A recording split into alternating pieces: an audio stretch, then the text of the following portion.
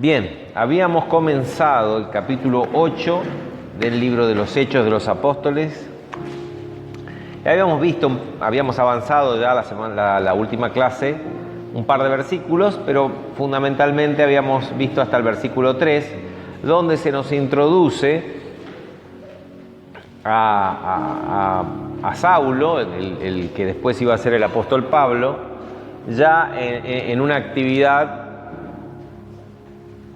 bastante complicada, ¿no? Persiguiendo a la iglesia. Dice que en aquel día que Pablo consentía la muerte de Esteban, que había sido asesinado, y en aquel día hubo una gran persecución contra la iglesia que estaba en Jerusalén, y todos fueron esparcidos por las tierras de Judea y de Samaria, salvo los apóstoles. Y hombres piadosos llevaron a enterrar a Esteban e hicieron gran llanto sobre él, y Saulo asolaba la iglesia. Y entrando casa por casa, arrastraba a hombres y a mujeres y los entregaba en la cárcel. Habíamos visto en este pedacito dos cosas que podemos remarcar. Primero, cómo no esconde todo lo que Pablo era antes de su conversión, antes de conocer al Señor, porque, qué sé yo, normalmente cuando uno escribe y quiere quedar bien con una persona, no resalta lo malo, sino que siempre resalta lo bueno. Pero acá justamente Lucas, que fue compañero de Pablo en los viajes y que siempre estuvo al lado de Pablo y que tuvo la oportunidad de primera mano escuchar toda la doctrina, la formación y el desarrollo de la doctrina, que hoy para nosotros es nuestra teología, él cuenta y hace ese hincapié en el desastre que era Pablo antes, para que la gracia de Dios, porque una cosa que predicaba Pablo siempre era la salvación por gracia. Acá resalta la gracia de Dios. Pablo no merecía realmente nada y después lo vamos a ver siendo el apóstol a los gentiles, ¿no? Y Lucas acompañándolo. Y otra cosa es que a partir del capítulo 8 vemos, ¿se acuerdan cuando veíamos el problema ese que hubo entre los judíos griegos decían que las viudas de ellos no eran bien atendidas y había diferencia en el reparto, que lo cuenta así chiquitito, ¿no? Pero habrá sido un lindo blablablero. Ellos no saben lo que habrá sido eso, ¿no? Pero fíjense cómo aún las cosas malas, y eso lo resaltamos la última vez, aún las cosas malas Dios las estaba usando para amalgamar, para formar, para forjar la iglesia, porque los apóstoles no estaban en condiciones de ver cuál era el camino y el desarrollo, sino que paso a paso. Entonces, después de que sucedió ese hecho, con ese encontronazo entre los judíos griegos y judíos hebreos, ahí surgió un nuevo ministerio, el diaconado, por ejemplo, y un paso hacia la organización de la iglesia. Y cuando estaban todos contentos y felices, atornillados en Jerusalén, donde la gente tenían el favor de la gente y la gente se convertía y bla, bla, bla, bla, creían que iban a vivir felices para siempre, Dios empieza con Pablo empieza a perseguir a la iglesia de manera violenta, porque asolaba, dice la palabra, asolar es arrasar, iba casa por casa buscando a los cristianos y los metía en la cárcel. Y eso significaba que perdían familia, perdían sus trabajos, perdían sus casas, y tuvieron que huir, directamente huir. Los únicos que quedaron, dice, bueno, no los únicos, pero los apóstoles sí quedaron, pero gran parte de esa iglesia tuvo que huir. Uno diría, Dios, ¿qué está pasando? Y sin embargo era la manera de desatornillarlos y esforzarlos a que cumplieran ese llamado al cual Dios les había hecho. Me van a ser testigos en Jerusalén, en toda Judea, en Samaria y hasta lo último de la tierra. Y hasta ahora estaban en Jerusalén nomás, todos contentitos. Todos ya se habían organizado, tenían los diáconos, estamos todos bien, todo bien. Vino la persecución y ahora vemos cómo este hecho fue un hecho histórico, porque la iglesia pasa a otro nivel. Con el problema que hubo con las viudas, la iglesia pasó a otro nivel. Ahora otra vez Dios le da una vuelta de tuerca y pasan a otro nivel. Ahora, si nosotros hubiéramos estado ahí, hubiera sido una gran prueba, ¿no es cierto? Para estos hermanos fue una gran prueba esta persecución. Fue una sensación pero bueno, hicieron lo que tenían que hacer. Y a veces a nosotros también nos resulta que estamos en situaciones que la vemos y la percibimos, porque no podemos ver de otra manera, como una gran prueba. Y es ahí donde tiene que estar nuestra confianza de que Dios está en control, aunque sea un desastre, porque se desparramaron, pero tuvieron que salir huyendo con lo opuesto, ¿no? Uno diría, ¿dónde está Dios en todo esto? Y Dios estaba detrás de todo esto. Es como para que no nos olvidemos de eso, ¿no? Que a pesar de todo no se ve nada, es todo un desastre. Dios está en control y tiene un propósito, pero no hay otra manera para que ellos lo pudieran cumplir ese propósito. Bien, versículo 4, arrancamos de ahí. Dice, pero los que fueron esparcidos, 8:4, capítulo 8, versículo 4. Pero los que fueron esparcidos iban por todas partes anunciando el Evangelio. No tomaron la actitud de decir, Dios no nos protege, ¿para qué queremos seguir a Dios? Y mirá, me va todo mal, yo tenía mi negocio, tenía mi kiosquito, tenía mi despensa, ahora tuve que dejar todo, perdí. ¿Qué clase de Dios es que me prometió bendiciones, bla, bla, mira? No, lo aceptaron como la voluntad de Dios y iban haciendo lo que realmente sentían, predicando el Evangelio. Entonces Felipe, descendiendo a la ciudad de Samaria, les predicaba a Cristo. ¿Qué significa esto? Descendiendo. ¿Por qué descendiendo? Porque Jerusalén estaba en un monte y descendían a Samaria, que estaba en un valle, ¿no? Samaria había sido la capital, así como Jerusalén era la capital del Reino del Sur. No sé si saben la historia de que Israel, la mayor parte de su historia, estaba dividida en dos reinos. El reino del norte, que se llamaba Israel, con 10 tribus, y el reino del sur, que estaba Judá y Benjamín, nada más. Eran 2 tribus que tenían el reino en Jerusalén durante todo el periodo después de Roboam y Jeroboam se dividió el reino y nunca más terminó. Entonces el reino del norte hizo su capital en una ciudad llamada Samaria. Era allí. Y para que su gente no fuera a Jerusalén y fuera convencida en quedarse, porque había una rivalidad entre los dos reinos, ahí establecieron en el monte Gerizim, establecieron altares como para que se celebraran sacrificios. Entonces los samaritanos tenían un poco de la ley, porque seguían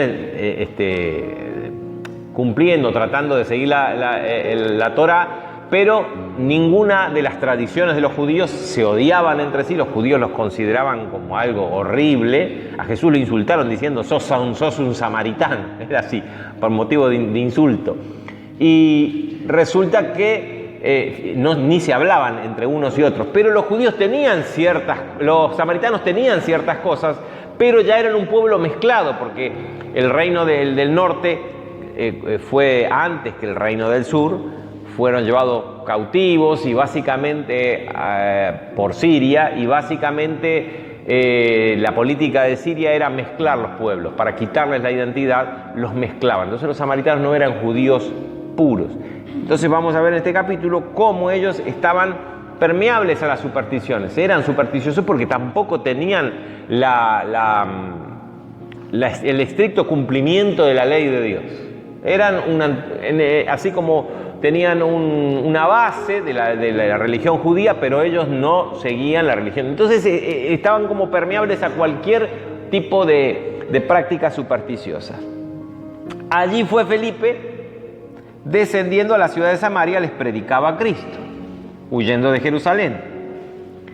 Y la gente unánime escuchaba atentamente las cosas que decía Felipe. ¿Qué significa que les predicaba a Cristo?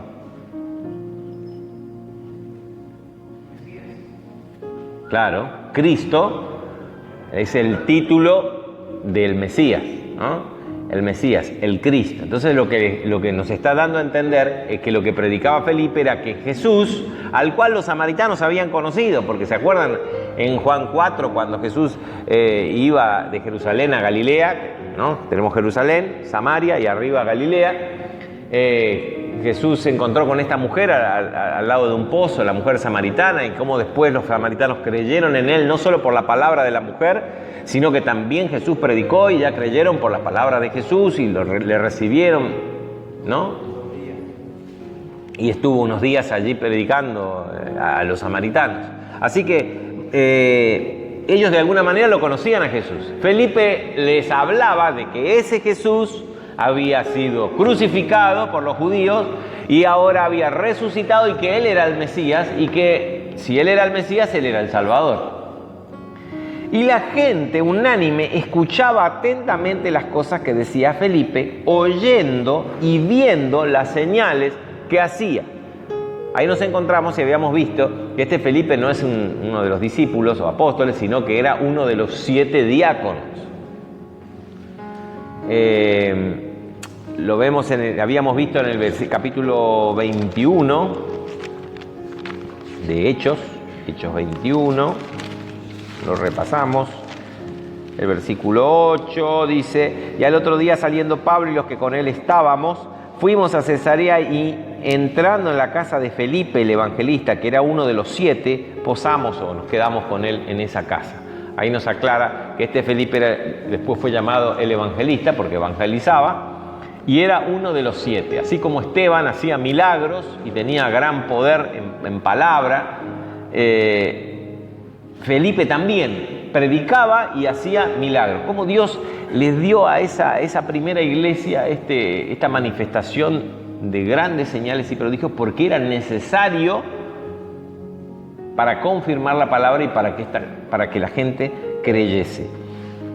Así que los escuchaban porque, aparte de lo que decía, él lo confirmaba con milagros y con grandes señales. Porque de muchos que tenían, y acá nos aclara cuáles son esas señales que hacían, muchos que tenían espíritus inmundos, fíjense que dice muchos, que tenían espíritus inmundos, salían los espíritus inmundos, dando grandes voces, y muchos paralíticos y cojos eran sanados. Así que había manifestación, se podía ver la manifestación del poder de Dios que confirmaba la predicación. ¿Cuál era el mensaje que daba Felipe? En Jesús es el Cristo, el Mesías. Así que había un gran gozo en aquella ciudad. ¿Por qué había un gran gozo en aquella ciudad? Fíjense, ¿no?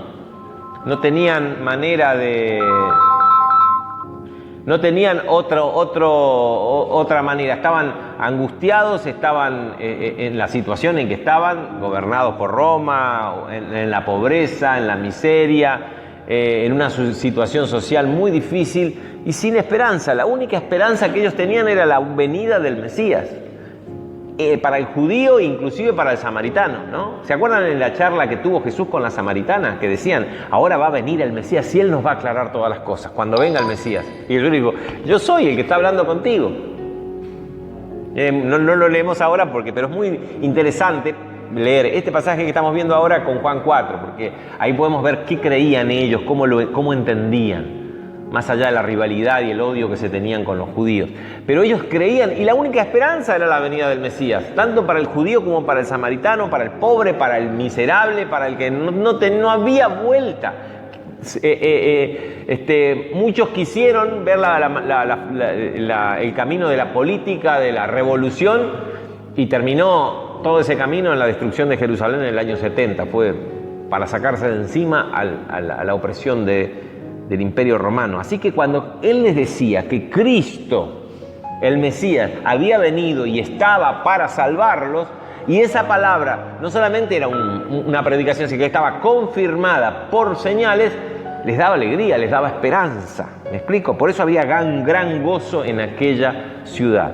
No solamente por los milagros, imagínense que estaba enfermo, ahí no había medicina, no había nada, era sanado, los que tenían espíritus eran liberados, sino que el mensaje fundamental que le predicaba al Cristo en la persona de Jesús.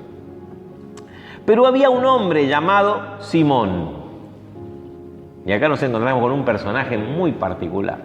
Hay gente que dice que Simón no existió, que es una leyenda, pero nosotros, si no, no hubiera quedado registrado, ¿no?, en la palabra.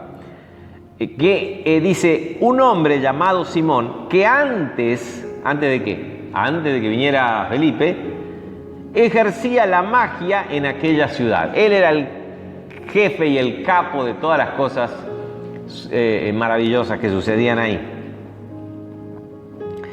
Y había engañado a la gente de Samaria, haciéndose pasar por algún grande, ¿no? Alguno que manipulaba el poder del cielo, que manipulaba los poderes de la naturaleza. Se llamaban Goet o Goetes, ¿no? Era, no sé cómo se pronunciaría, como en hebreo, pero abundaban esos profetas.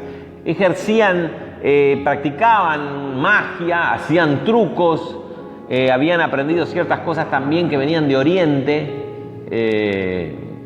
que a la gente ignorante les parecía maravillosa. Y también se dedicaban estos personajes a vender y comercializar medicamentos o sustancias curativas y qué sé yo qué. Pero este hombre era realmente alguien que lo sabía hacer muy bien, manejaba bien su oficio y se hacía pasar por algún grande. Dice que a este lo oían atentamente todos, desde el más pequeño hasta el más grande. Y decían los samaritanos: este es el gran poder de Dios. Y les daba esperanza porque se sentían abandonados de Dios y ahora, por medio de Simón, podían ver el poder de Dios. Y le estaban siempre atentos porque con sus artes mágicas les había engañado mucho tiempo. Acá hay muchas leyendas respecto de este personaje, muchas leyendas que no se le pueden dar credibilidad porque no hay ninguna posibilidad de verificarlo históricamente, acerca de quién era este personaje y qué tan famoso era. Tanto Josefo nos habla de un Simón que que estuvo en presencia del gobernador y le dio unas pócimas o preparados para la salud y se curó el gobernador que estaba en Cesarea. Pero evidentemente parece que ese Simón había nacido en Chipre y no en Samaria. No sé si en ese momento estaba en Samaria. Pero más allá de los personajes, que Simón era un nombre muy común, no podemos decir, bueno, Simón, no lo podemos relacionar directamente. Evidentemente que este era un hombre que sabía hacer su negocio y que era muy conocido. Hasta ahí el relato de Lucas respecto de cómo era la cosa antes que llegue Felipe, ¿no? Entonces Felipe no estaba Simón. Simón haciendo no sé qué cosa que haría, magia y cosas y trucos. El tema es que engañaba y se hacía pasar por algún grande. Fíjense cómo en la cultura samaritana, al no tener la precisión de la palabra de Dios y la religión dada por Moisés al pueblo de Israel, sino que tenía mezcla, era un pueblo supersticioso. Por eso Simón podía estar ahí, no podía estar en alguna ciudad donde eran mayormente judíos, porque estaba prohibido por la ley practicar la magia. Estaban ahí porque era Samaria, ¿no? ¿Cómo es cuando la cultura de un lugar, un barrio, la superstición le gana a la gente, ¿no? Creen más en cualquier pavada y no pueden creer en el Dios verdadero, ¿cierto? Creen, no sé, en el Gauchito Gil y no pueden creer en el Dios verdadero. Creen en una leyenda que es a todas luces absurda y no pueden creer en la palabra de Dios. Es increíble cómo el diablo utiliza eso para enceguecerlos. Por eso les decía que cuando Felipe echaba demonios, dice, había muchas personas que tenían espíritus inmundos, porque se oscurece la sociedad, ¿no? Ahí fue Felipe. Cayó Felipe huyendo, el tipo iba huyendo, no es que fue a hacer turismo a Samaria, iba huyendo con lo que había logrado agarrar, alguna mochilita, algún bolsito, y llegó a Samaria y ¿qué podemos hacer acá? Predicar. Bien. Y dice que una vez que llegó Felipe, por eso dice, pero cuando creyeron a Felipe, qué lindo, ¿no? Que anunciaba el evangelio del reino de Dios y el nombre de Jesucristo. Allá dice que predicaba al Cristo, predicaba al Mesías en el nombre de Jesucristo. O sea, Jesucristo es el Mesías y anunciaba todo lo que eso significaba, el establecimiento del reino de Dios. Me encanta esto. Pero cuando creyeron a Felipe, vino la luz. Como la fe no es luz, pero se asemeja a la luz, ¿no? La fe es como que, nos da la posibilidad de acceder y ver lo invisible. Él dice, la certeza de lo que se espera y la convicción de lo que no se ve. Estamos convencidos. Y no es porque hacemos una actitud mental, yo creo, y la verdad que no creo nada, pero tengo que hacer esfuerzo y creo. No es una acción positiva, no es una acción mental positiva. Es algo que viene de parte de Dios, ¿no? Vino Felipe, les trajo la palabra de Dios, fue luz y pudieron creer. Y ahí hay parte de la voluntad de ellos y de nuestra voluntad. Ellos decidieron creer y creyeron. Dice que les anunciaba el evangelio del reino de Dios y el nombre de Jesucristo, y se bautizaban hombres y mujeres. Ese detalle que nos dice también, que la predicación de Felipe incluía ¿qué cosa? Si se bautizaban. Arrepentimiento. O sea, no era, acá viene, vengan, que esto, sino que hay que arrepentirse. Esto es gratis, esto es para todos. Fíjense, hombres y mujeres, acá no hay distinción, pero hay una pequeña condición: arrepentimiento. ¿Y por qué ellos se arrepentían? Porque les había llegado la luz del evangelio. Qué lindo que es prender la luz del evangelio, ¿no? Qué lindo que es poder abrir una Biblia y que Dios nos habla a través de la Biblia. Es prender la luz, sinceramente. Así que ellos, no había distinción, pero ahí le fuimos arañando un poquito para saber qué predicaba Felipe. Predicaba al Mesías en la persona de Jesucristo. ¿Qué significaba eso? El establecimiento de un nuevo orden del reino de Dios. Pero ojo, predicaba el arrepentimiento de pecados, y el símbolo del arrepentimiento era el bautismo. Ya lo habíamos visto con el bautismo de Juan el Bautista, ¿no? El ministerio de Juan el Bautista. Lindo, ¿no? Qué maravilla, en medio de semejante oscuridad, de semejante cultura oscura, sociedad llena de superstición, el diablo haciendo lo que quería con esa gente, vino la luz, se acabó la oscuridad. El jefe era Simón, el mago. Ahora terminó el negocio para Simón el mago. Tanto es así que Simón, fíjense este detalle, dice el versículo 13, también creyó Simón mismo. Porque el tipo quedó, así como estaba la gente con él, ahora él estaba viéndolo a Felipe. Lo sorprendió por el poder que manejaba Felipe. Él sabía que él no tenía poder, que él hacía todo unas maniobras para engañar a la gente. Pero esto no es ni una maniobra. ¿Cómo podemos sacarle unos mangos a esto? ¿No? Esto está bueno, porque esto es de verdad. Así que él creyó y se bautizó. Y estaba siempre con Felipe, y viendo las señales y grandes milagros que se hacía, estaba atónito don Simón. Estaba asombradísimo. Se quedó con Felipe para ver de cerca cómo era. ¡Qué bárbaro!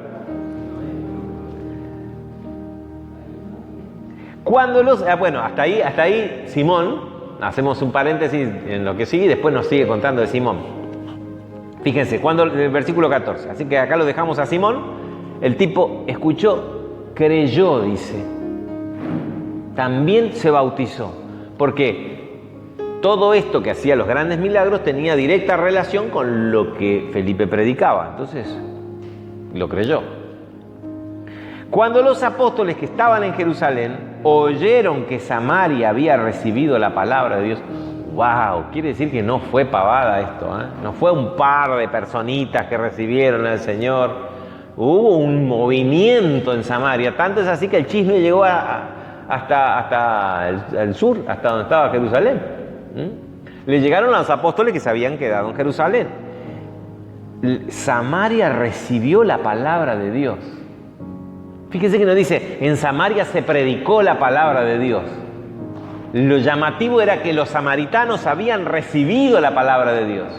Porque los samaritanos... ¿Y cuál era la sorpresa? No son judíos. ¿Cómo? Porque fíjense, en el versículo 11, 19, capítulo 11, versículo 19, nos cuenta Lucas, ahora bien, los que habían sido esparcidos a causa de la persecución que hubo con motivo de Esteban, pasaron hasta Fenicia a la vera, al borde del mar Mediterráneo, y Chipre, la isla, que estaba cerca también en el mar Mediterráneo, y Antioquía, no hablando a nadie la palabra de Dios. Todos los que se fueron no hablaban la palabra de Dios, sino solo a los judíos. Porque hasta ahora, si bien habían huido de Jerusalén, todavía tenían la idea de que este reino de Dios y el evangelio de Jesucristo era para los judíos. Entonces, ¿dónde predicaban todos los que se fueron, inclusive más lejos? Entonces Felipe realmente hizo algo raro, algo extraño. Le predicó a gente no judía, si bien tenía tradiciones que tenían que ver con la Torá y la ley de Moisés más o menos mezclada, pero no eran judíos, ni siquiera eran judíos griegos, estaban mezclados, llenos de supersticiones paganas. Entonces eso llamó la atención, porque fíjese que no dice que recibieron otros judíos de otras localidades o de otras ciudades. Acá el tema es, no judíos por primera vez reciben la palabra de Dios. Y lo que se resalta es, no que se les predicó, sino que la recibieron. ¿Ven? No sé si se nota la diferencia. Pues podemos predicar, pero ¿dónde está lo hermoso? Cuando alguien lo recibe, porque ahí viene la luz. Porque ahí viene el cambio, por ahí viene el arrepentimiento. Cuando lo reciben. Pueden no recibirla, generalmente la gente no la recibe. Entonces, enviaron allá a Pedro y Juan, siempre juntos los muchachos, al dúo dinámico, Pedro y Juan. Ya habían pasado varias juntos, incluyendo una buena paliza que le dieron. Pedro y Juan los mandaron a que verifiquen qué es lo que estaba pasando. Le habrán mandado unos videitos, me imagino yo, o no sé qué cosa, o algún mensajito le habrán mandado y publicaron en Instagram, en el estado de WhatsApp, ahí Felipe, con el micrófono, Felipe predicando. Fueron a ver de qué se trataba Pedro y Juan, y otra cosa, si esta gente recibió la palabra y no son judíos, y tenían que asegurarse de que todo lo que sucedía quedara dentro de la iglesia apostólica, ¿no es cierto? No sea un grupo aparte, sino que quedara dentro de la iglesia apostólica. Pero creo que el principal motivo era verificar que Dios estaba revelando a no judíos por primera vez. A pesar de que Jesús lo había dicho, me seréis testigos en Jerusalén, en Judea, todavía, aparte de la provincia de donde estaba Jerusalén, en Samaria y hasta lo último de la tierra. Bien, así que los muchachos fueron, los cuales, habiendo venido, oraban por ellos para que recibiesen el Espíritu Santo. ¿Por qué? ¿Por qué hacían eso? Porque llegaron y dijeron, ¿recibieron al Señor? Sí. ¿Y el Espíritu Santo recibieron? Dice que aún no había descendido sobre ninguno de ellos, sino que solamente habían sido bautizados en el nombre de Jesús, en el bautismo de Juan. El bautismo en agua. Habían creído, pero no habían recibido el Espíritu Santo. ¿Se acuerdan? Decía Juan, yo bautizo en agua, pero vendrá otro que va a bautizar en Espíritu Santo y fuego. Y ahí es todo un misterio y todo un debate teológico podemos tener acá, pero no es la idea. La idea es ver sencillamente qué nos dice el texto, ¿no? Es interesante ver el debate teológico, es cuál es el significado del bautismo en el Espíritu Santo, cómo pudieron creer si el Espíritu Santo no estaba, estaba dentro, estaba afuera. No me interesa el debate teológico en este momento, porque estamos viendo simplemente el texto bíblico. Así que el texto bíblico lo que dice es, habían creído, se habían arrepentido. ¿Podían arrepentirse sin el Espíritu Santo? No. El Espíritu Santo es el que convence del pecado. ¿Podían recibir la palabra sin el accionar del Espíritu Santo? No. Pero acá habla de un bautismo. El bautismo es sumergirse en. El bautismo habla de una inmersión en el Espíritu Santo. Es completamente llenos del Espíritu Santo. Ahora, no tenían el Espíritu Santo antes. Por ejemplo, hay toda una línea teológica en muchas iglesias cuando dice, no, el bautismo del Espíritu Santo no existe. Eso fue para la primera iglesia porque el Espíritu Santo lo tenemos desde que aceptamos a Cristo. El Espíritu Santo viene adentro y vive en nosotros. Perfecto. Pero evidentemente, yo lo entiendo teológicamente, pero evidentemente hay una experiencia repetida en el Nuevo Testamento donde habían creído y no habían recibido el bautismo en el Espíritu Santo, ¿no? Como una experiencia extraordinaria y un sello distinto.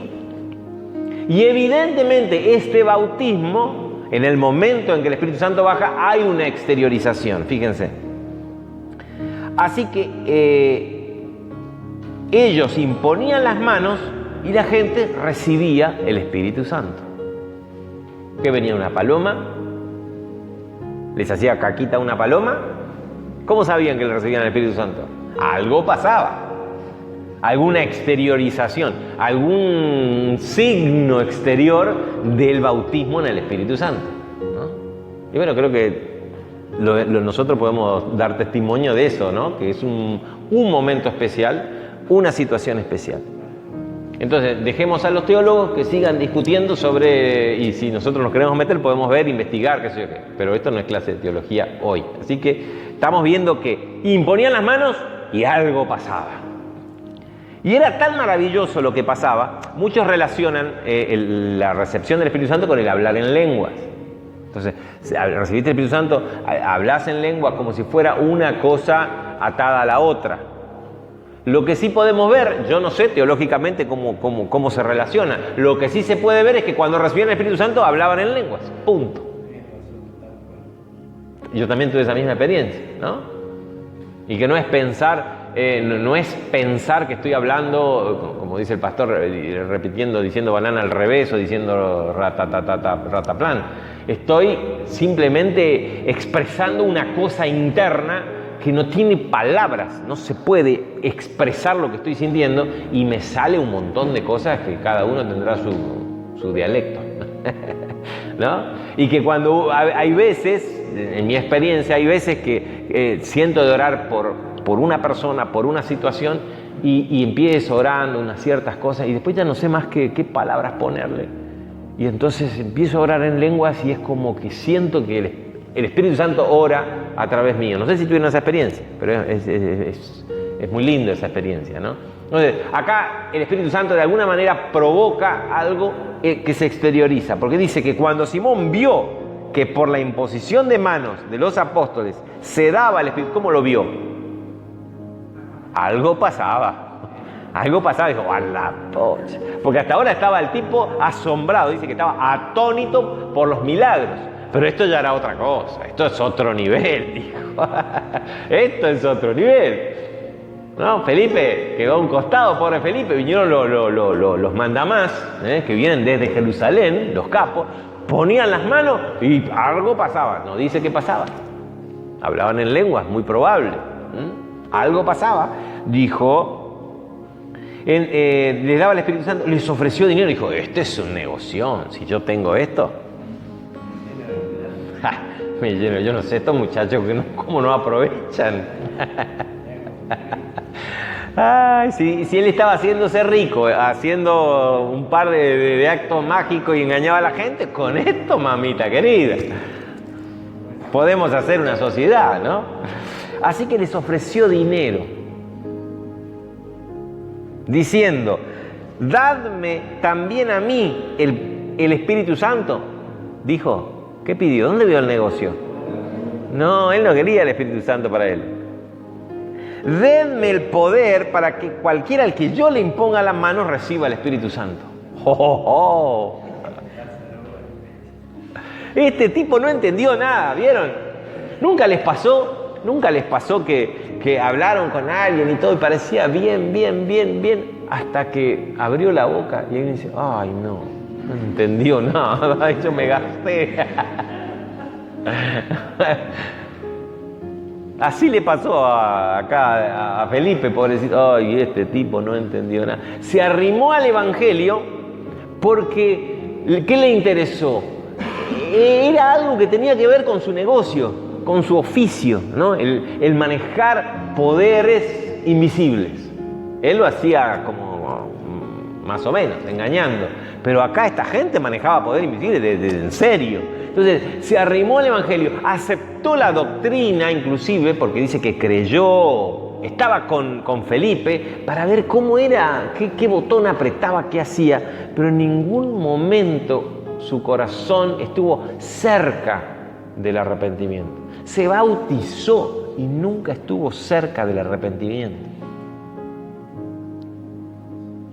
Qué bárbaro, ¿no? Por eso Jesús dice, ¿cómo vamos a saber? Y por sus frutos lo vamos a conocer. Porque muchos dirán en aquel día, Señor, Señor. No todo el que dice Señor, Señor, Muchos vendrán en aquel día y dirán, pero si en tu nombre hicimos milagro, echamos fuera demonios, en tu nombre hicimos esto y en tu nombre, nunca te conocí. Ahí está, ¿no? Esa luz del Evangelio implica un vínculo personal con cada uno. Él nos conoce y nos da la posibilidad de conocerlo. ¡Qué maravilla! No es pavada, no es pavada, es algo único.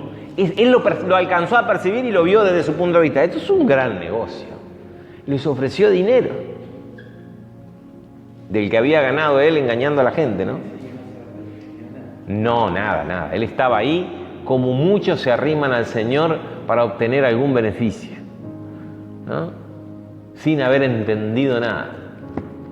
Como podemos encontrar en todas las iglesias, podemos encontrar lo mismo, en todas partes vamos a encontrar lo mismo. Mucha gente que se arrima al Señor para obtener beneficios. Inclusive muchos que se arriman al ministerio porque creen que estando ahí arriba van a obtener el reconocimiento que nunca pudieron obtener en otra parte, lo quieren obtener en la fe, ¿no? El reconocimiento, el ser alguien. Nunca entendieron lo que significa ser pastor o ministro de lo que sea, ¿no? Ahora los que el Señor se reveló y nos dio a conocer y nosotros le podemos conocer, empezamos a entender que la cosa se trata de un llamado y que la cosa va por dentro y que hay una transformación y un montón de cosas. Bueno, entonces Pedro le dijo, tu dinero perezca contigo.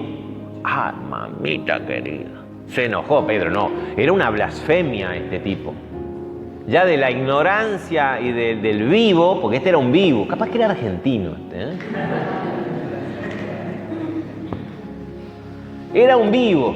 De la viveza ya pasamos a la blasfemia. ¿Cómo vas a comprar el Espíritu Santo con dinero? Mamita, Pedro, que sabía de qué se trataba esto, dijo, tu dinero perezca contigo, porque has pensado que el regalo de Dios se obtiene con dinero. ¿Sabés qué, Simón? No tenés parte ni suerte en este asunto. ¿En cuál asunto? En el del Espíritu Santo, en nada. En todo este asunto vos no tenés parte. Pero si yo me convertí, si yo fui a la iglesia, me bauticé y estuve al lado de Felipe todo este tiempo.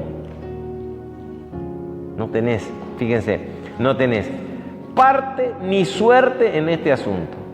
¿Por qué? Porque tu corazón no es recto delante de Dios. ¿Cuál era el problema de él? No tenía un corazón recto, era retorcido, ¿no? Arrepiente. Bueno, pareció una maldición, hasta acá estaba condenado el tipo. Perezca tu dinero contigo, listo, ¡boom! Ya recordando lo que le pasó a Ananías y a Zafira, ya esperábamos que Simón se caiga de espalda y alguien lo venga a buscar, ¿no? Pero acá sí hubo una palabra de una salida, le dejó la puerta de atrás abierta. Pedro dijo, arrepiéntete pues de esta tu maldad. Le da la opción, arrepiéntete.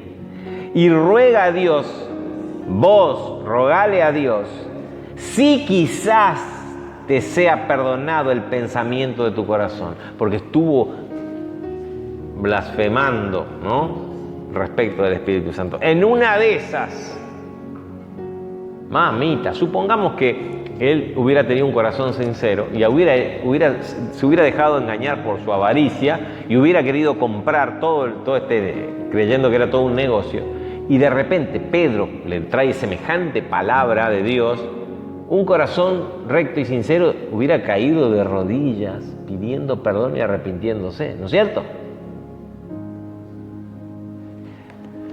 Fíjense, acá usando Pedro un don de ciencia, viendo el corazón de Simón, porque en hiel de amargura y en prisión de maldad veo que está tu alma, dice otra versión.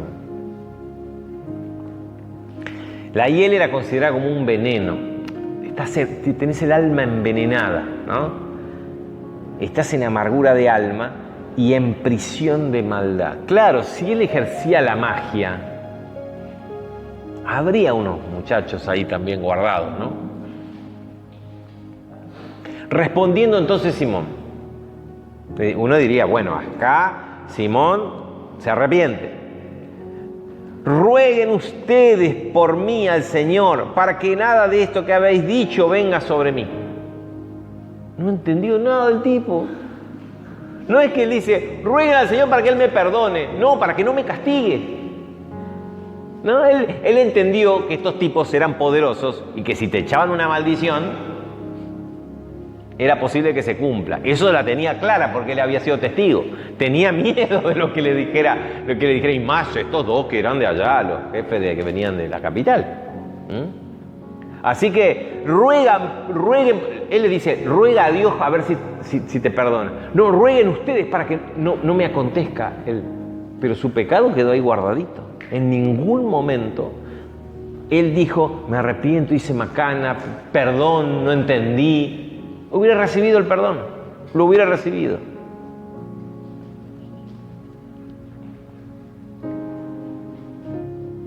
Después de esto es que surgen también, tanto que hay un vocablo que se llama simonía, que se refiere, no se usa más, pero antes se usaba mucho en determinados momentos, cuando se decía que alguien practicaba la simonía, que vendía cosas cosas sagradas o referentes a lo sagrado. Por ejemplo, en la época de Lutero, que se vendían las indulgencias, ¿se acuerdan? Entonces, ¿qué decían los protestantes? Eso es simonía, porque se hacía negocio, se vendía la indulgencia, el perdón del Papa, y que te podía sacar a un pariente del purgatorio. Entonces, cuando cae la moneda en el cofre, decía el que vendía las indulgencias, salta un alma del purgatorio. Saltando va un alma del purgatorio fuera. Era converso y todo lo decía así. Entonces pagaban, compraban el perdón y vos ya sabías que tu pariente salía al purgatorio y se iba al cielo. Eso se llamaba simonía, porque había un negocio detrás. Y hoy vemos también en muchas iglesias evangélicas así grandes y qué sé yo qué, donde también vemos un resabio de la práctica de la simonía, una especie de que nos deja mal parados a todos después, ¿no? Así que, pobre Simón, no encontró el perdón porque no pudo arrepentirse. Y ellos, habiendo testificado y hablando la palabra de Dios, se volvieron a Jerusalén y en muchas poblaciones de los samaritanos anunciaron el Evangelio. O sea, ellos, ¿quiénes ellos? Pedro y Juan volvieron a Jerusalén, tenían que dar todo el informe a todo el resto de los apóstoles de lo que habían visto, de lo que habían experimentado, pero en el camino, ya que estamos, predicaron en otros pueblos samaritanos hasta llegar a Jerusalén, anunciando el Evangelio. Bien, tenemos que terminar acá, pero qué interesante es ver cómo funciona la gracia de Dios, la palabra de Dios, y cómo es que yo lo veo como Él va prescindiendo del ser humano. No importa la sociedad. Estamos hablando de una sociedad oscura como la samaritana, mezclada, supersticiosa, con cosas oscuras. Y no sé, muchos pueden percibir en determinadas poblaciones o determinados lugares, uno siente mayor presión del diablo, por lo que se vive, por el pecado que abunda, más que en otras locales. Pero cómo el Espíritu Santo obra sin medida, porque es prender la luz. Y no importa la intensidad de la oscuridad cede y se va. Pero como también, lo vemos en el caso de Simón y lo podemos percibir también en los demás samaritanos, la diferencia, como también la voluntad del ser humano participa, ve la luz y ahí recibe la revelación y provoca algo hacia, ¿no? Y Dios hace todo lo necesario, milagro, lo que sea que haya que hacer, lo hace para atraer determinadas personas. Y las personas dicen sí, pero es todo de Dios, es todo absolutamente de Dios. Y ahí juega la gracia con la voluntad, ¿no? Que la voluntad nuestra ya está amasada, preparada por el Espíritu Santo. Después otra cosa que queda para resaltar de esto es el fenómeno, el regalo que Dios nos da del Espíritu Santo. Ese mismo Espíritu Santo, como siempre repito, es el mismo Espíritu Santo que Dios nos da ahora, ¿no? Como es cuestión de que este Espíritu Santo trabaje dentro nuestro. Y más allá de las manifestaciones, del llenamiento del Espíritu Santo, siempre tenemos que tener en cuenta que el reconocimiento de nuestra calidad como hijos de Dios es por nuestros frutos, lo que nuestra vida deja notar a otros, ¿no? Tal vez nosotros no nos damos cuenta, pero otros lo pueden notar. Y como fruto nos dice que es algo que nace solo desde adentro, que no lo podemos poner, nace solo, no lo podemos fabricar y que otros también pueden participar, porque de un fruto uno participa, ¿no? Entonces uno es de bendición a otros también, y este obrar del Espíritu Santo para nosotros, Dios para nosotros nos da de su amor, de todo lo que el Espíritu Santo produce, amor, gozo, paz, paciencia, y eso empieza a aflorar hacia los demás y bendecimos y nos bendecimos unos a otros. Qué grandes cosas que nos ha dado Dios, ¿no? Bueno, terminamos acá y oramos.